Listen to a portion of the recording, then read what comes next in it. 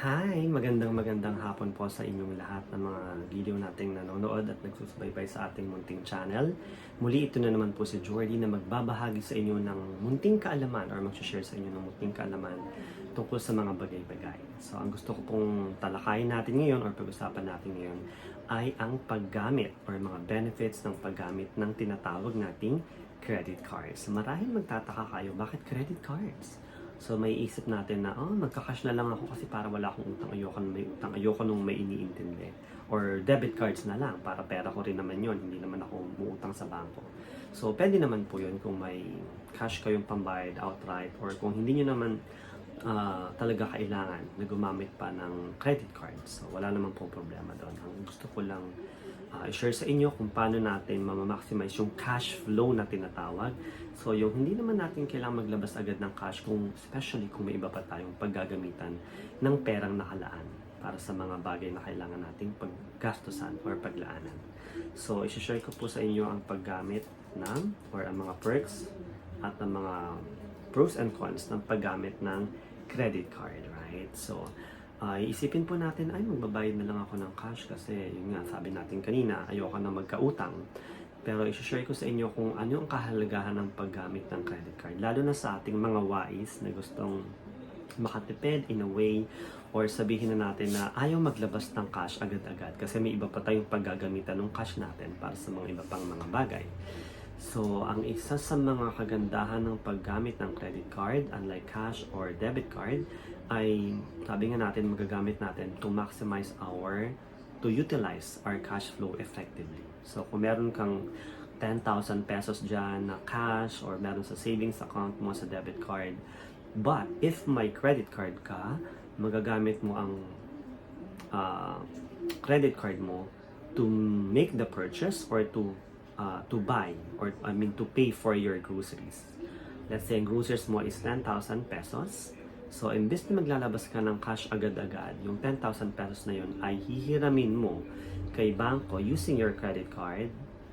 At usually, may bibigyan ka naman yan ng mga 3 weeks to maybe almost 2 months to pay for it. So, hindi mo kailangan bayaran agad. So, but, utang siya in a sense. Yes, of course, technically it is utang.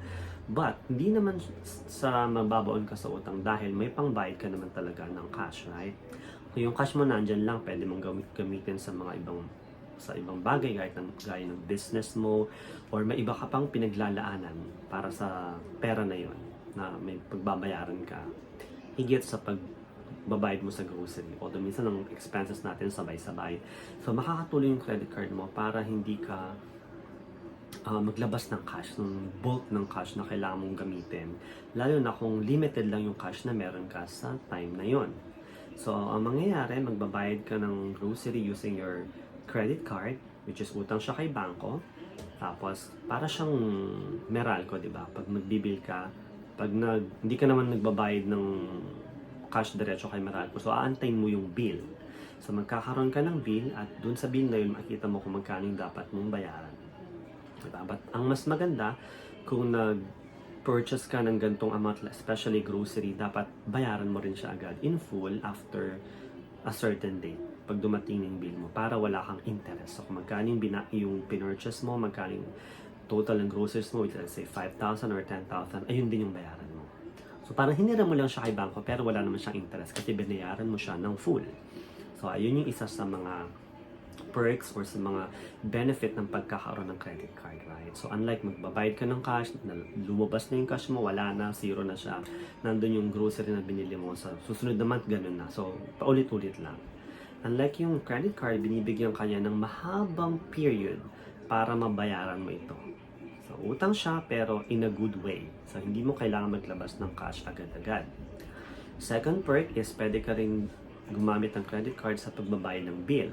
So, ang due date ng bill mo sa Meralco is October 1, for example. But, ang bill mo ng credit card is katapusan pa ng buwan, for example. O, so, nagamit mo pa siya yung pera ng mga 29 to 30 days, right? So, hindi mo kailangan maglabas agad.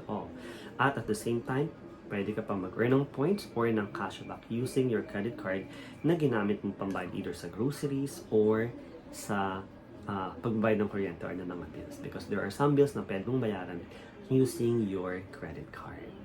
And another thing, I think medyo magugustuhan nyo tong pangatlo. So, di ba may times na kailangan yung bumili ng mga smartphone, ng mga laptop, computer, or even appliances sa store. Pero wala ka pang pera, pag-iipunan mo pa siya, matagal pa. Pero minsan parang kailangan mo, lalo yung smartphone, or laptop, kailangan ng estudyante mo, meron kang nag-aaral, meron kang anak na estudyante. Pero wala ka pang pambayad, but may credit card ka. Hindi ko sinasabi bumili ka agad ng laptop na gusto mo or ng kung anong mga appliances or gadget na gusto mo lang. Kailangan mo siya. Yun ang dapat lagi nating isipin. Hindi porket may credit card tayo ay gastos lang ng gastos at swipe lang ng swipe. So, ang sinasabi ko dito ay ang credit card using to buy a gadget, equipment, or even appliances. Nakikita nyo ba sa mga store na matitag silang 0% installment for 3 months, 6 months, let's say 12 months, or even 24 months? And even sometimes other credit cards offer up to 36 months 0% installment. Let's say for 36,000 ang halaga ng appliances na bibilin mo, imbis na magbabayad ka ng cash o mangutang ka pambili ng appliances or ng gadget na yon, hindi mo kailangan kasi especially if may available credit na ganong amount sa credit card mo, pwede mo siyang i-extend up to 24 months, let's say 12 months, 24, or even 36 months installment. So parang sa isip na yun, parang nakatipid ako or hindi ka man nakatipid, nagaanan ako ng pagbabayad. Kasi imbis na 36,000 outright, one day, or hindi nga one day, 1 hour lang or less than 1 hour na nag-cash ka, wala na agad yung pera mo, di ba? Unlike when you use credit card, 36 months. So, napakagano, 1,000 per month. So, wow! Saan ka makakita ng ganun? Diba? Unless mangutang ka pa sa Bombay or mangutang ka kung kanino, may interest pa, tapos sisingilin ka pa, maiinis ka. So, yun yung isa sa mga magandang advantage ng paggamit ng credit cards. So, see, hindi masama ang pagkakaroon ng credit card. Dapat lang tama ang paggamit natin. At I suggest na kung mas maganda, mas maaari kung hindi siya installment like groceries or bill na ginamit mo ang credit card sa pagbayad, bayaran mo siya in full. Kung 10,000 ang bill mo at 10,000 ang sinwipe mo sa credit card mo, pagdating ng bill nakalagay doon total amount due is 10,000, bayaran mo rin siya lahat para wala kang interest. Ganun ang ganun every month. Para kung 1,000 lang yung nagastos mo sa credit card that month, 1,000 lang din yung babayaran mo. Para hindi ka magkaroon ng interest. Diba? Hindi katulad sa tao, pag umutang ka sa Bombay, laging may interest. So, credit card is pinagkatiwalaan ka ng bangko para gamitin ang pera nila at, of course, para makagaan sa buhay mo. So, yan ang tamang paggastos ng credit card. Ang maling paggastos ay swipe ka ng swipe, oh, mayroon akong 100,000, bibili ako ng gadget, gusto ko ng iPhone 14, ganyan-ganyan. Bibili ako ng appliances, ay may nagustuhan ako online, bibilin ko using my credit card. Although kasi pwede siyang gamitin sa Shopee at Lazada, di ba? Pero dapat may disiplina ka. So, live within your means. Kung ano lang yung kaya ng budget mo, as cash, using cash payments, ganun lang din dapat yung paggamit mo sa credit card. Ituring mo siyang cash but in a way na ginamit mo to muna imbes na yung cash mo. Yung cash mo nandyan lang muna. Pwede mo siyang ilagay sa digital banks para mag-earn siya ng kahit paanong interest. O kung may business ka, doon, umiikot siya doon.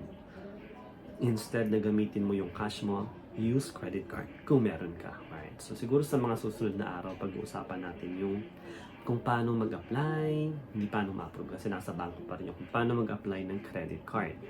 So, yun yung isa sa mga cons ng pagkakaroon ng credit card. But more or less, kung marunong ka namang gumamit at disiplinado ka, wala kang dapat ikatakot dahil marami sa atin ang natatakot sa paggamit ng credit card. Iniisip natin na nakakatakot itong gamitin. Even my friends na may credit card, two of my friends, takot na takot silang gamitin yung credit card nila. Sabi ko, kahit groceries lang kasi babayaran mo din naman.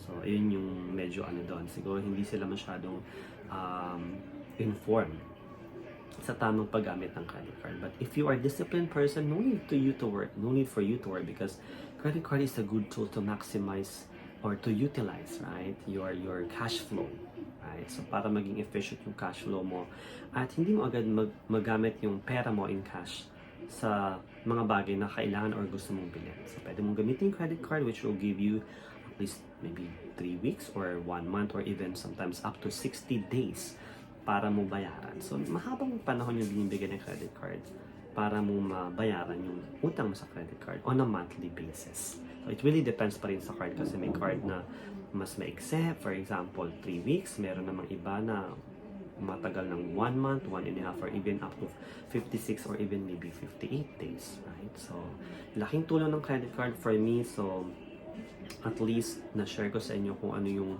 mga, at least nalalaman ko or base sa na-experience ko sa paggamit ng credit card. So, I hope mabuksan yung isipan natin na hindi ito nakakasama. As always, na lagi nating inisip o lagi nating naririnig sa ating mga kaibigan, sa ating mga kakilala. But kung gagamitin natin ng tama, walang magiging problema.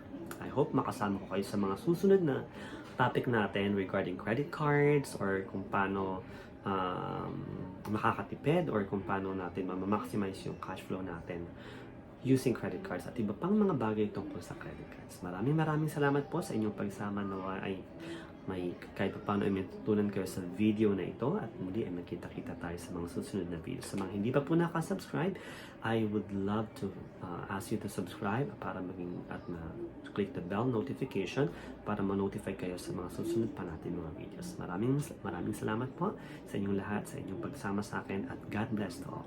See you again. Thank you.